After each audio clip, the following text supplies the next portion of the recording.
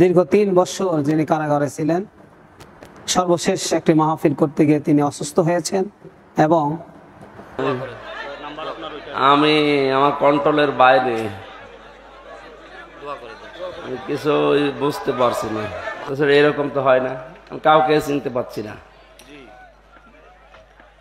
কাউকে চিনতেও পারছি না, কি বলছি নিজেও জানি না।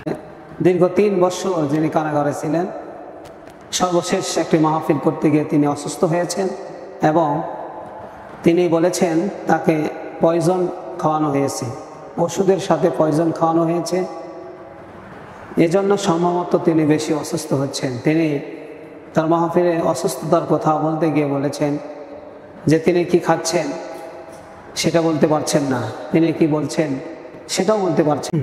সম্মানিত দেশবাসী, সকলকে জানাই ধন্যবাদ এবং যারা আমাদের এই লাইভটি শুনছেন, আলোচনাটি শুনছেন, সকলকে মোবারকবাদ জানিয়ে একটি বিষয় আপনাদের কাছে দোয়া চাচ্ছি। সেটা হচ্ছে আমাদের প্রিয় ভাই, আমাদের একান্ত প্রিয় ভাই এবং বাংলাদেশের সহ সারা পৃথিবীর, বিশেষ করে দক্ষিণ এশিয়ার যুবকদের আইডল যাকে বলা হয়, আমাদের প্রিয় ভাই মাওলানা আমির হামজা, যিনি হাজারো যুবকদের আইডল, হাজারো যুবকদের ভালোবাসা, তিনি এখন অসুস্থ এবং অনেক অসুস্থ দীর্ঘদিন। বিশেষ করে জালেম সরকারের আমলে দীর্ঘ 3 বছর যিনি কারাগারে ছিলেন। আমি অনেক প্রোগ্রাম করেছি, ব্যক্তিগতভাবে আমি তাকে চিনি। তিনি অত্যন্ত ভদ্র এবং নমনীয় একজন ব্যক্তি। আমি দেশবাসীর কাছে তার জন্য দোয়া প্রার্থনা করছি এবং তার সুস্থতার জন্য সকলের কাছে প্রার্থনা করছি। তার অসুস্থতা নিয়ে এখন অনেক মিডিয়াতে বলা হচ্ছে তিনি মৃত্যুবরণ করেছেন।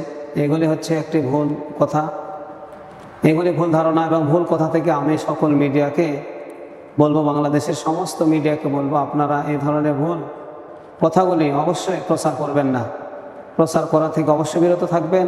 এবং তিনি এখনও সুস্থ আছেন।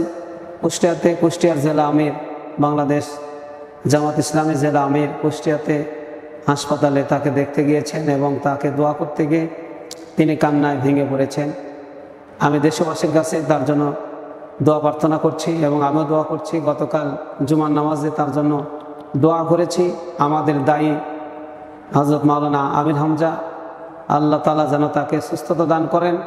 তার কারণ হচ্ছে আমরা আমাদের প্রিয় রাহবার, আমার প্রিয় ওস্তাদ, কোরআনের পাখি আল্লামা দেলাওয়ার হোসেন সাঈদী রাহিমাহুল্লাহ, তাকে আমরা হারিয়েছি। আমাদের বুকে অনেক যন্ত্রণা, কোরআনের পাখিকে হারিয়েছি। এভাবে যদি আমাদের পাশ থেকে কোরআনের পাখিগুলি চলে যায় তাহলে আমরা কোরআনের কথা কার কাছ থেকে শুনবো? এই জন্য আমরা দিনে কাজ করতে গিয়ে আমরা ময়দানে যারা বক্তব্য দিয়ে থাকি, সকলের কাছে, সকল বক্তাদের কাছে, সকল আলেমদের কাছে আমার একটাই কামনা, একটাই প্রার্থনা যে আপনারা আমির হামজার জন্য দোয়া করবেন। প্রত্যেকটা প্রোগ্রাম থেকে তার জন্য দোয়া করবেন।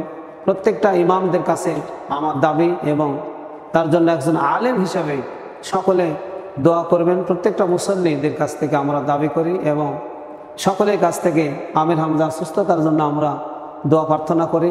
বিশেষ করে আমাকে যারা ভালোবাসেন তাদের কাছ থেকে আমি দোয়া প্রার্থনা করছি এজন্য যে আমির হামজা ভাই যেন সুস্থ হয়, আল্লাহ তাআলা যেন তাকে সুস্থতা দান করেন।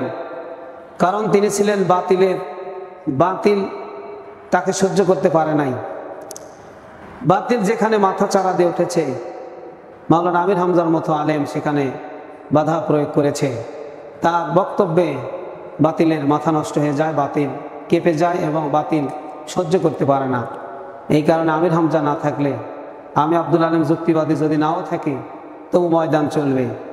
কিন্তু মাওলানা আমির হামজার মতো আলেম, মাওলানা আমির হামজার মতো বক্তা, আল্লামা দেলাওয়ার হোসেন সাঈদীর মতো বক্তা না থাকার কারণে যেমন এখন আমরা একটা ঘাটতি অনুভব করছি, তেমনি মাওলানা আমির হামজা না থাকলে আমরা একটা ঘাটতি অনুভব করব, ময়দানে একটা শূন্যতা অনুভব করব। এজন্য আমি দোয়া করি আল্লাহ তাআলা যেন তাকে সুস্থতা দান করেন। সমস্ত দেশবাসীর কাছ থেকে তার সুস্থতা কামনা করছি। সকলে তার জন্য দোয়া করবেন।